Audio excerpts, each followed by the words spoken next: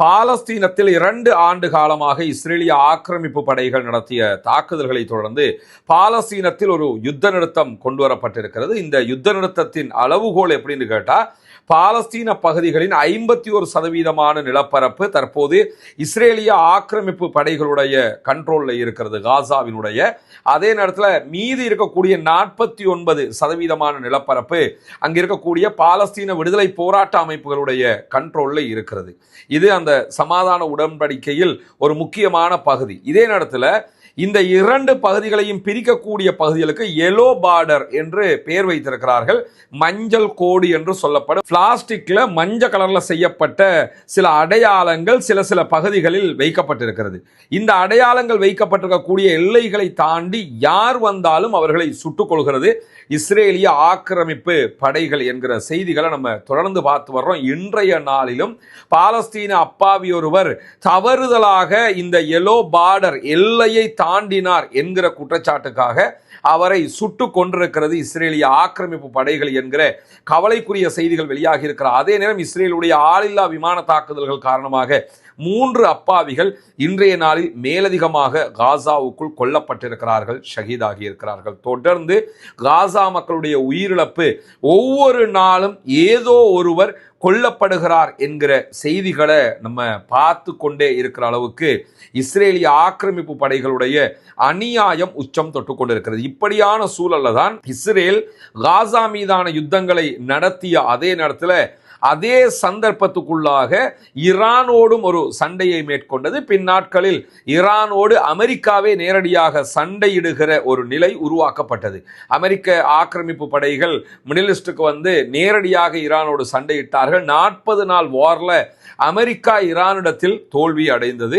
தற்போது அந்த தோல்வியினுடைய அழுத்தங்களை அமெரிக்காவே சந்தித்து வருகிறது. எந்த அளவுக்குன்னு கேட்டால், நேற்றைய தினம் அமெரிக்க அதிபர் டொனால்ட் ட்ரம்ப் விடுத்திருந்த அறிவிப்புல ஈரான் மீது இனிமேல் வரலாறு காணாத தடைகளை விதிக்க போகிறேன் பொருளாதார ரீதியாக அறிவிச்சிருந்தாரு. அப்பவே ஈரானுடைய அதிகாரிகள் தெளிவா சொல்லிட்டாங்க, இதுவரைக்கும் நாங்க பட்டதை விடவா நீங்க அறிவிச்சிட போறீங்கன்ட்டாங்க. அது உண்மையும் கூட. அதே போன்று வாஷிங்டன்ல இருந்து அல் ஜசீராவுக்கு ரிப்போர்ட் பண்ணக்கூடிய அல் ஜசீராவினுடைய பத்திரிகையாளர்களும் பேசுகிற நேரத்தில் என்ன சொன்னாங்கன்னு கேட்டா, இதுவரைக்கும் விதித்த தடைகளை விட வேற எதை ஈரான் மேல அமெரிக்கா விதிக்க போகிறது என்றுதான் யோசிக்க வேண்டி இருக்குது அப்படின்னாங்க. ஏன்னா உலகத்தில் இருக்கிற எல்லா தடையுமே ஈரான் மீது விதிக்கப்பட்டிருக்கிறது. இந்த சூழல்ல தான் ஈரான் இன்றைக்கு விடுத்திருக்கக்கூடிய ஒரு அறிவிப்பு சுவாரஸ்யமாக வெளியாகி இருக்கு. என்னன்னு கேட்டா, ஈரான் மீது வரலாறு காணாத பொருளாதார அழுத்தத்தை தரப்போகிறோம், பொருளாதார நெருக்கடியை தரப்போகிறோம், பொருளாதார பேரழிவு நாளை உண்டாக்க போகிறோம் என்று அமெரிக்க அதிபர் சொல்லி அடுத்த நாளே அமெரிக்காவுக்கு அது மிகப்பெரிய தலையடியாக மாறி இருக்கிறது என்பதை சுட்டிக்காட்டியிருக்கிறார்கள். அது எப்படி மிகப்பெரிய தலையடியாக மாறி இருக்குதுன்னு சொல்லி சொன்னா, நேற்றைய தினம் அமெரிக்காவினுடைய சந்தைகள்ல கடந்த 3 வாரங்களாகவே ஏற்ற இறக்கத்தோடு இருந்த கச்சா எண்ணெய் ஒரு பேரலுடைய விலை நேற்றைய தினம் $86.70 உயர்வடைந்திருக்கிறது.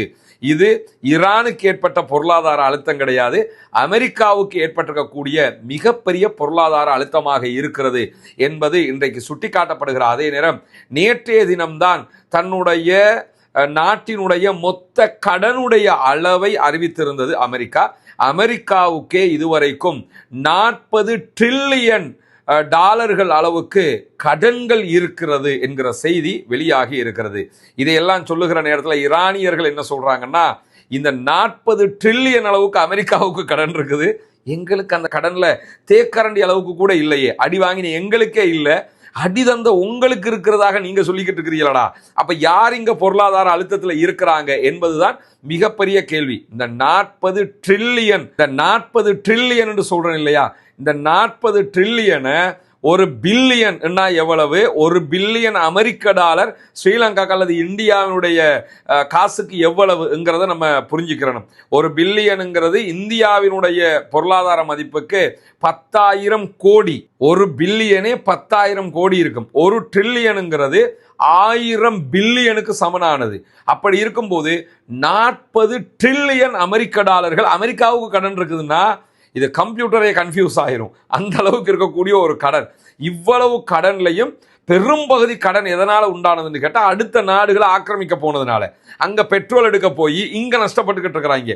அந்த அளவுக்கு மிகப்பெரிய கடன் அழுத்தத்தில் அமெரிக்கா தத்தளித்துக் கொண்டிருக்கிறது. இந்த யுத்தத்தின் விளைவாக ஈரானுக்கு பொருளாதார அழுத்தம் ஏற்பட்டிருக்கிறதோ இல்லையோ, அமெரிக்காவுக்கு மிகப்பெரிய பொருளாதார அழுத்தம் ஏற்பட்டிருக்கிறது என்பது வெளிப்படையாகி இருக்கிறது. இந்த நேரத்தில் தான் ஆசிய நாடுகளில் இருக்கக்கூடிய அமெரிக்காவினுடைய படைபலத்தை குறைப்பதற்கு தீர்மானித்திருக்கிறது அமெரிக்கா. இதைத்தான் ஈரான்காரன் திரும்ப திரும்ப சொன்னா, உங்களை ஓட ஓட விரட்டுவோம், நீ படைபலத்தை குறைக்கணும்னு சொல்லிக்கிட்டே இருந்தா இப்பொழுது அது ஆட்டோமேட்டிக்காக நடக்க ஆரம்பித்திருக்கிறது. காரணம் என்னன்னா, இதெல்லாம் கண்டினியூவா வச்சுக்கிட்டு இருக்கிறதுக்கான செலவுகள் நடத்த முடியல, பெரும் பொருட்செலவுகள் போய்கொண்டிருக்குது. இதுக்காக வேண்டி என்ன செய்யறாங்கன்னு கேட்டா, ஆசிய நாடுகளில் இருக்கக்கூடிய அமெரிக்காவினுடைய படைகளுடைய தேவைப்பாடுகள் குறைக்கப்படுகிறது, ஆயுதங்களுடைய தேவைப்பாடுகள் குறைக்கப்படுகிறது என்கிற செய்திகள் இன்றைக்கு வெளியாகி இருக்கிறது. ஆனா ஆசியாவில் இருக்கக்கூடிய அமெரிக்காவினுடைய நட்பு நாடுகள் இதுல ஹாப்பியா இல்லை, அதுல அவங்களுக்கு அச்சம் இருக்கிறது, கவலை இருக்கிறது என்கிற செய்திகளும் வந்திருக்குது. ஏன்னா இப்ப அரபு நாடுகள் எடுத்துக்கிட்டோம்னா, அமெரிக்காக்காரன் நம்மளை காப்பாத்திருவாங்கிற நம்பிக்கையில இருந்தவங்க தானே. திடீர்னு அமெரிக்காக்காரன் நம்மளை காப்பாற்ற மாட்டானா, அவங்க ஆயுதத்தை குறைக்க போறாங்களாம் என்று சொன்னா ரெண்டு கவலை வரும். ஒன்னு, ஆயுதத்தை குறைக்கிறாங்க, அப்ப நம்மளை யாராவது அடிக்க வந்தா, இப்ப ஈரான் அடிச்சா நம்மளை காப்பாத்திக்க முடியல, அமெரிக்காக்காரன் நம்மளை காப்பாத்தல, அது வேற விஷயம், கொஞ்சமாவது ஏதாவது பண்ணுவான்ல அப்படிங்கிற ஒரு கவலை இருக்குது. ரெண்டாவது, அவன் நம்மளை காப்பாற்றுறதுக்கு தாண்டா இவ்வளோ ட்ரில்லியன் கணக்கில் அவனுக்கு காசே கொடுத்துக்கிட்டு இருக்கிறான், காசு எடுத்துக்கிட்டு ஆயுதத்தை குறைப்பேன் என்று சொல்லி சொன்னால் அது இரண்டாவது கவலை. இந்த ரெண்டு கவலைகளையும் இவர்கள் சிக்கி கொண்டிருக்கிறார்கள் என்கிற செய்திகள் இன்றைக்கு வெளியாகி இருக்கிற அதே நேரத்தில் அமெரிக்க ஈரான் பேச்சுவார்த்தைக்கு சீனா அழைப்பு விடுத்திருக்கிறது. வாஷிங்டன் ஈரான் மேல புதிய பொருளாதார தட்டுப்பாடுகள் அதே போன்ற கட்டுப்பாடுகளை எல்லாம் விதிக்க போகிறேன் என்று அறிவித்திருக்கக்கூடிய சூழல்ல தான் நமக்கெல்லாம் தெரியும், இஸ்லாத்தை ஏற்றுக்கொண்ட சகோதர சகோதரிகளுக்கான ஒரு வீடமைப்பு திட்டத்தை இலங்கையினுடைய கிழக்கு மாகாணம் பொத்துவில்ல நம்ம செஞ்சு வர்றோம். ஆல்ரெடி 5 வீடுகள் கட்டி கொடுக்கப்பட்டு விட்டது உரிய சகோதரர்களிடத்தில். அல்ஹம்துலில்லாஹ், அதற்காக உதவி செய்த அத்தனை பேருக்கும் அல்லாஹு தாலா அருள் புரிய போதுமானவன். உங்களுடைய பொருளாதார உதவிகள், ஜக்காத்து, தான தர்மங்களை கொண்டுதான் இந்த பணிகளை நம்ம செஞ்சு வர்றோம்ங்கிறது உங்களுக்கு தெரியும்.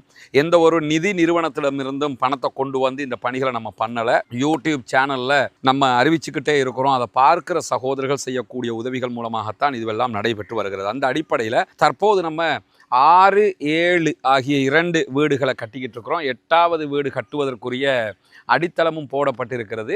இந்த வேலைகள் முடிஞ்சதோடு அந்த வேலையை நம்ம ஆரம்பிச்சிருவோம். அதை இப்போ என்ன நிலைமையில் இருக்குதுங்கிறத பார்க்குறதுக்காகத்தான் வந்திருக்கிறோம். பண உதவி செய்யக்கூடிய சகோதரர்கள் அவர்கள் தரக்கூடிய பணத்திற்கான வேலை நடைபெறுகிறதா என்பதை தெரிந்து கொள்ள வேண்டும் என்பதற்காகத்தான் இந்த வீடியோக்களை நம்ம போட்டுக்கிட்டு இருக்கிறோம். எனவே இந்த பணிகள் இப்பொழுது என்ன நடக்கிறது என்பதை வந்து பாருங்கள். நபிகள் நாயகம் ஸல்லல்லாஹு அலைஹி வஸல்லம் அவர்கள் இந்த நட்பணிக்காக உதவி செய்வதற்கு நிறைய வலியுறுத்தல்களை சொல்லி இருக்கிறார்கள். குறிப்பாக தான தர்மங்கள் தொடர்பான நிறைய நபிகள் நாயகத்துடைய வழிகாட்டலையும் திருமறை குர்ஆனுடைய வழிகாட்டல்களையும் நம்ம பார்க்க முடிகிற அதே நேரம் ஜக்காத்து நிதிகளை பொறுத்தவரையில் ஜக்காத்து 8 கூட்டத்திற்கு நம்ம கொடுக்க முடியும். அதில் ஒரு கூட்டத்தினர் முஅல்லஃபத்துல் குலூப், உள்ளங்கள் ஈர்க்கப்படுகிறவர்கள், இஸ்லாத்தை ஏற்றுக்கொள்ளுகிறவர்கள், அப்படியானவர்களுக்காகத்தான் இந்த வீடுகளை நம்ம கட்டிக்கிட்டு இருக்கிறோம். இந்த நிதியை பொறுத்தவரையில் நீங்கள் மிஸ்கீன்கள், ஃபக்கீர்கள், அதே போன்று முஅல்லஃபத்துல் குலூப், உள்ளங்கள் ஈர்க்கப்படுகிறவர்கள் என்கிற 3 வட்டத்துக்குள்ளேயும் இந்த மக்கள் வந்துருவாங்க.